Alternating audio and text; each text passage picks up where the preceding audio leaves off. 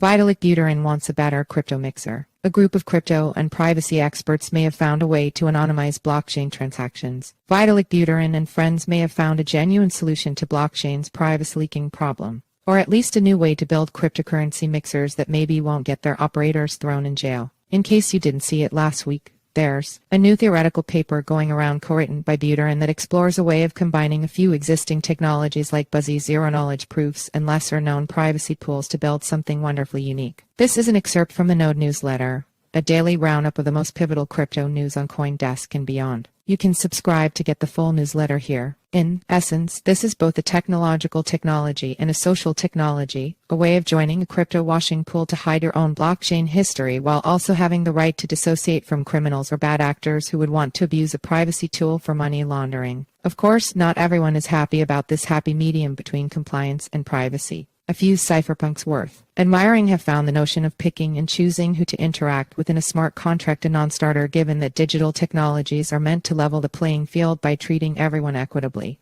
Also, isn't the idea of compliant privacy a bit oxymoronic in the age of the Bank Secrecy Act? Jacob Alum, a co-author and chainalysis researcher, appeared on CoinDesk TV on Monday to talk about the research and address some of the controversy. His co-authors besides Buterin include early Tornado Cash contributor Amin Soleimani, as well as two academics from the University of Basel, Fabian Scher and Matthias Nadler.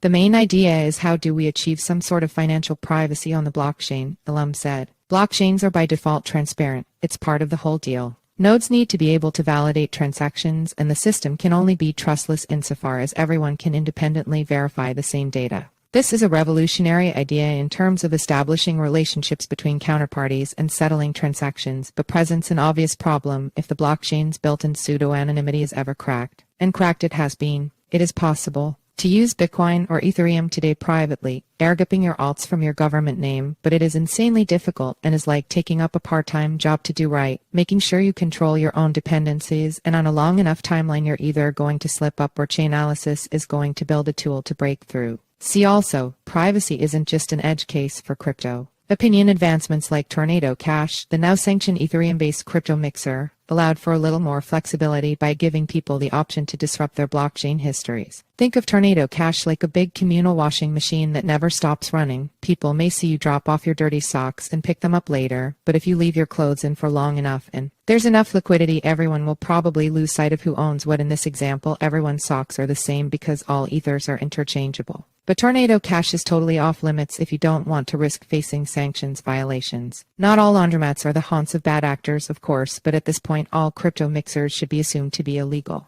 Good intentions and civil rights be damned. Blame the Hermit Kingdom. The main innovation the privacy researchers found is something called an association set, which essentially lets a group of trustworthy crypto users run their own crypto mixers. Zero-knowledge proofs are layered in to weed out tainted funds and bad actors, as well as boosting everyone's privacy by allowing users to only reveal the information necessary to prove they're above board. It's important to note that although Soleimani is currently working on coding a minimum viable product, it isn't clear yet whether such a system would work in the real world or even be legal. Alum noted that this could be compliant in some regions and not others, and that he and his co-authors may need to consider adding or removing features. I'm a technologist. I'm not a policymaker, Alum said on CoinDesk TV. Being able to give yourself a cloak of anonymity sounds like something all crypto people could get behind, but it's not without controversy. For instance, Zcash co-creator Soko Wilcox disapproved of the guilty until proven innocent mentality behind a tool that allows people to simultaneously prove their funds are clean while also disassociating from riskier addresses. Soko also raised concerns about mixers in general, which can never provide real privacy for humans no matter how they're built, because mixers can almost always be compromised simply by observing them for long enough.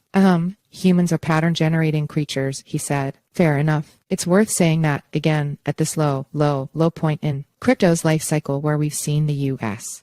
government sue a computer for failing to register as a money transmitter, there really shouldn't be complaints against overcompliance. Soko criticized privacy pools because they allow people to disassociate from bad actors, even if that isn't entirely necessary. See also, when did privacy become a bad word? Opinion. I'm with Amin Soleimani when he responded, saying that choosing to avoid some people is as fundamental a cypherpunkian ideal as being free to associate with whomever. Not all conversations are worth having. Silence is a form of expression, and while we may live in a society where you're technically innocent until proven guilty, doing what you can to stay safe shouldn't be demeaned. Crypto users are already some of the most loathed individuals on the planet. The rest of Amin and Zuko's debate devolved into an argument over Zcash, with Zuko saying it works and Amin pointing out even if that's true, no one is using it as intended, which I think is a roundabout way of getting at the real heart of the issue anyway, but not in those terms. Crypto should be private. Privacy and censorship resistance is just about all crypto is good for, apart from running weird economic and technological experiments. To some extent, it doesn't matter whether crypto is used at all, considering the amount of people privacy and censorship resistance appeals to is a very small niche. And so it's nice to know something like Zcash exists for those who need it. But for most people in the world, Ethereum is crypto. And today there's no way to, say, pay for a meal on-chain without revealing your entire financial history, and that's a bad thing. At some point, Ethereum will need a workable solution for privacy, if only because it's an expectation everyone already has for crypto. Naked blockchains don't work, and neither do privacy cloaks like Tornado Cash. Or as Alum says, I believe that individual users that want to use blockchain safely and should have access to do that in some way